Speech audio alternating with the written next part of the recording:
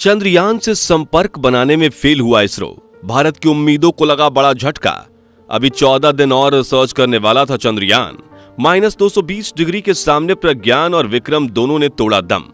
जी हां दोस्तों, बड़े दुख के साथ हमें यह कहना पड़ रहा है, लेकिन सच्चाई यही है कि इसरो वैज्ञानिक चंद्रयान के साथ संपर्क बनाने में फेल हो गए हैं।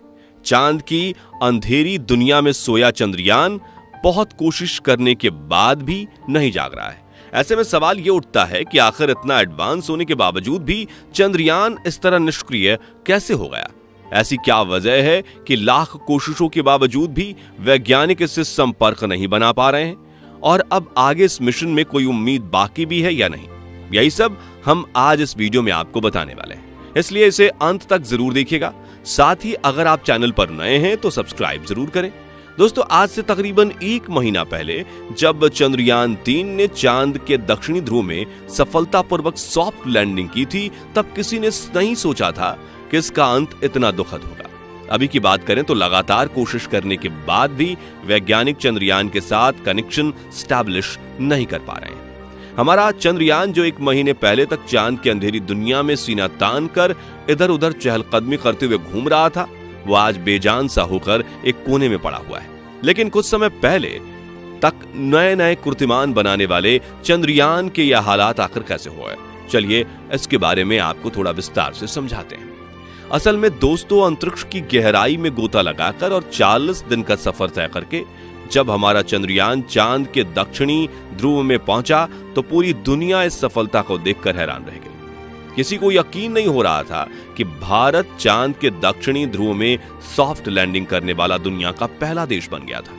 यह बात 23 अगस्त 2023 की है, जब चंद्रयान ने यह कीर्तिमान बनाया। इसके बाद बारी थी चांद की इस रहस्यमयी दुनिया में खोजबीन करने की, और अपने इस काम को भी चंद्रयान ने इतना बखूबी पूरा किया था कि दुनिया भर के वैज्ञानिक और नासा जैसी स्पेस एजेंसियां हैरान रह गई। चंद्रयान ने चांद पर वो खोज निकाला जिसे नासा अपने एस्ट्रोनॉट्स को भेजकर भी नहीं ढूंढ पाया था। दरअसल चंद्रयान 3 ने प्रज्ञान रोवर और विक्रम लैंडर की मदद से चांद की सरजमी पर aluminium, calcium, iron, chromium, titanium, manganese और सिलिकॉन जैसे तत्व खोज निकाले थे। यह पहली बार था जब किसी अंतरिक्ष यान ने चांद पर इन सब तत्वों को खोजा। इसके चलते चंद्रयान की यह खोज पूरी दुनिया में बहुत ज्यादा खास मानी गई और इसकी चर्चा खूब हुई। और चंद्रयान सिर्फ यही नहीं रुका, बल्कि उसके बाद इसने चांद पर सल्फर और ऑक्सीजन को भी ढूंढ निकाला।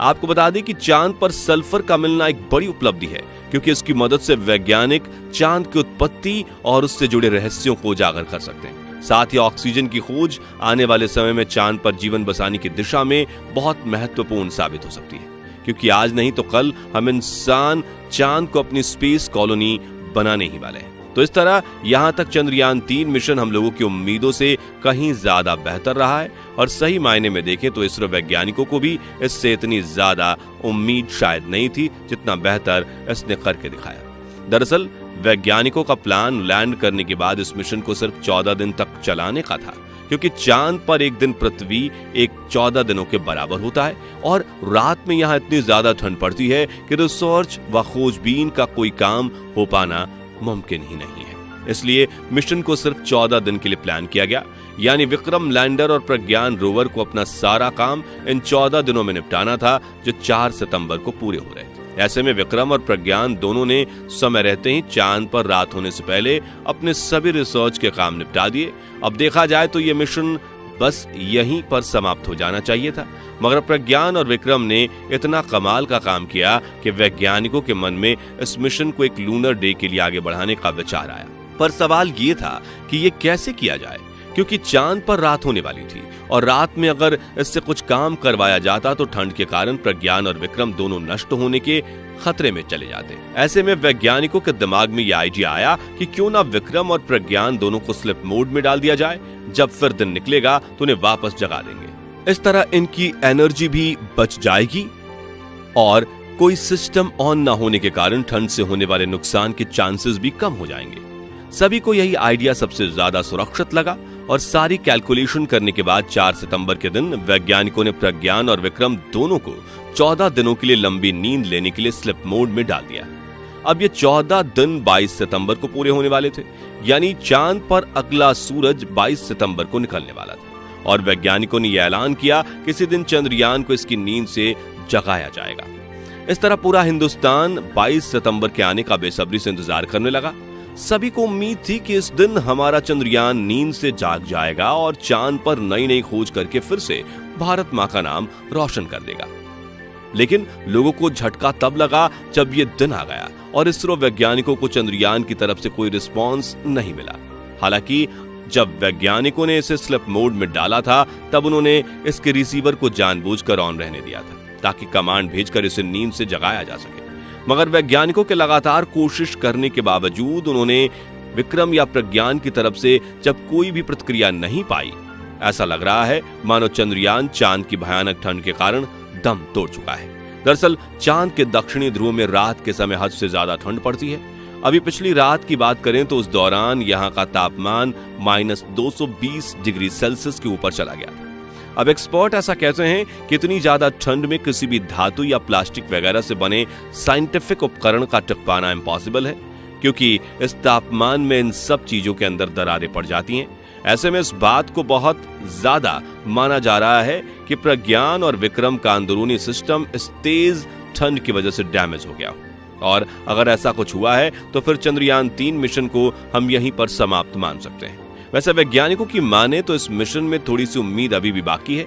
इसरो चीफ एस सोमनाथ का कहना है कि जैसे जैसे समय बीतेगा चांद के इस हिस्से में सूरज की गर्मी बढ़ती जाएगी और हो सकता है कि पर्याप्त गर्मी मिलने पर प्रज्ञान और विक्रम फिर से चालू हो जाएं। उनका मानना है कि हमें इस लूनर डे के खत्म होने तक अपनी आस नहीं छोड़नी चाहिए, क्योंकि चंद्रयान दिन के खत्म होने के आखिरी घंटों में भी जाग सकता है।